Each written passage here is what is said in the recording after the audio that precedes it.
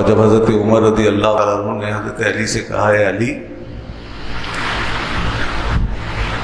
میں چاہتا ہوں کہ مجھے خانوادہ نبوت سے ایک نسبت حاصل ہو جائے، ایک نسبت حاصل ہو جائے، وہ جو رسول پاک صلی اللہ علیہ وسلم فرمایا کہ ہر سبب اور تعلق منقطع ہو جائے گا سوائے میرے تعلق اور میرے سبب، یعنی جو میرے خانوادے سے تعلق رکھا ہوگا جس نے، وہ تعلق منقطع نہیں ہوگا۔ تمام اولادیں اپنے باپ دادوں سے کٹ جائیں گی، میری اولاد نہیں کٹے گی۔ تو میں چاہتا ہوں میں خانوادہ رسالت سے تعلق ہے۔ تو فرمایا کیا چاہتے ہیں آپ؟ کہ اپنی بیٹی ام کلثوم کا نکاح مجھ سے کر دوں، اور اللہ کی قسم میں اس کی پوری حفاظت کروں، اور مجھ سے زیادہ اس کا خیال رکھنے والا کسی اور کو نہیں پاؤں گے۔ علی نے کہا کہ امیر المومنین میرا ارادہ تھا کہ میں اپنے امزاد عبداللہ بن جعفر کے ساتھ اس کا نکاح کروں، لیکن اگر آپ یہ فرماتے ہیں تو میں اپنی بیٹی آپ کے نکاح میں دے دیتا ہوں۔ دیکھ رہے ہیں آپ، یہ تعلقات، یہ ہیں دلوں میں وسعتیں ہیں، یہ ہے ایک دوسرے کی قدر۔ میں اپنی بیٹی آپ کے نکاح میں دے دیتا ہوں، دے دی اپنی بیٹی کو اپنے لخت جگر ام کلثوم رضی اللہ عنہ، جو سیدہ فاطمہ الزہرا رضی اللہ عنہ کی آل میں سے ان کے بطن مطہر سے پیدا ہوا، تو وہ حضرت عمر کے نکاح میں دے دی۔ ان سے ایک بیٹا پیدا ہوا حضرت عمر رضی اللہ عنہ کا، اس کا نام بھی زید تھا، اس کا نام زید تھا۔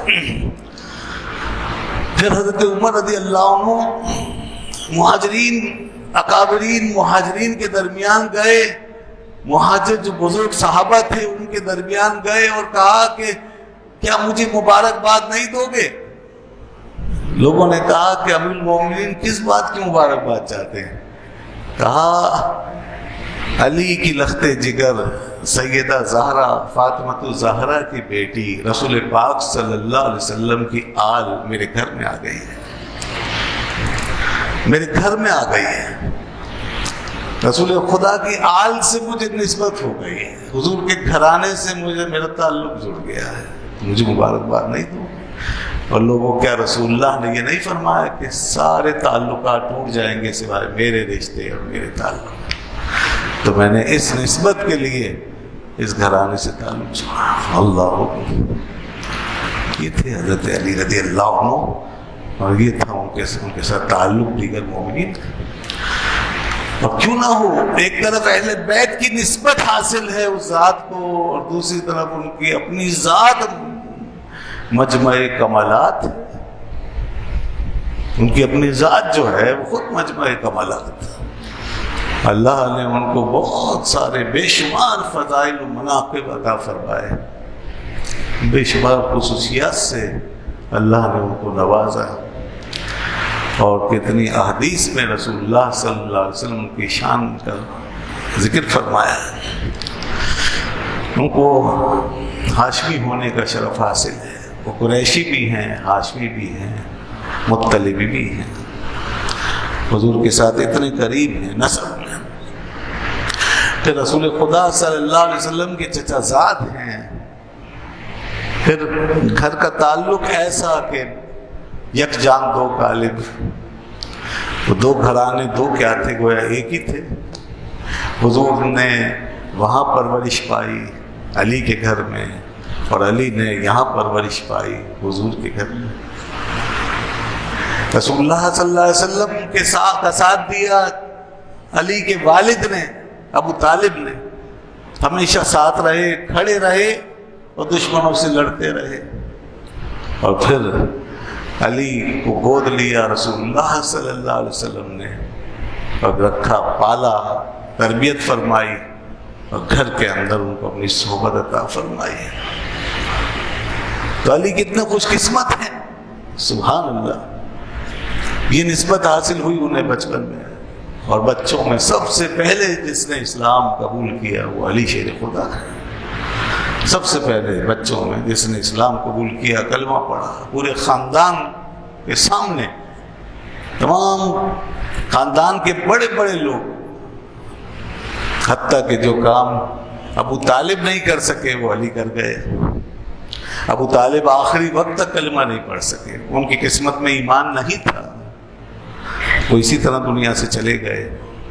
بخاری مسلم میں جو احادیث آئی ہیں صحیح اور مستند، اس سے یہی پتہ چلتا ہے۔